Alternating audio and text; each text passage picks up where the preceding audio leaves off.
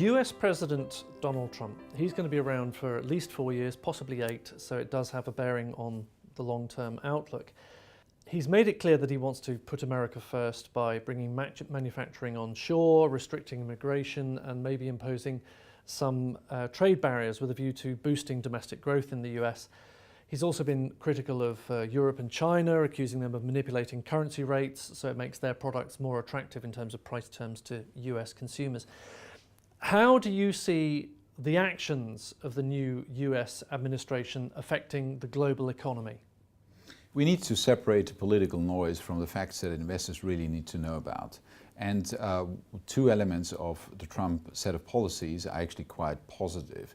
One is corporate tax reform. That is long overdue. Since the 1990s, corporate taxes in the US haven't changed, and they need to adapt to the new economic regime we're operating in.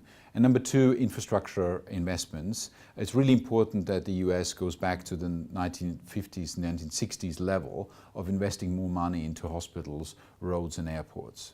People have been very nervous about the relations between China and the US as per the campaign that Donald Trump ran prior to the elections. But actually, recently, Donald Trump and Republicans in general have applied a more diplomatic tone to conversations with China and remarks about the Chinese economy and the Chinese political establishment. And that's a good thing, and probably means that we can look forward with a more positive undertone regarding China and US relations. There are some potentially adverse consequences of the Trump administration's plans for taxes and trade to consider, though. One are low tax regimes in countries such as Ireland and the Netherlands.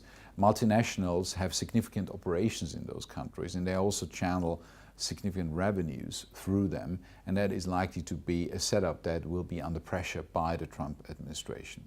The second important element to think about is that there are a number of countries that heavily rely on exports to the US, obviously Mexico, but also Taiwan and South Korea, and clearly there would be some casualties if the US administration becomes more protectionist going forward.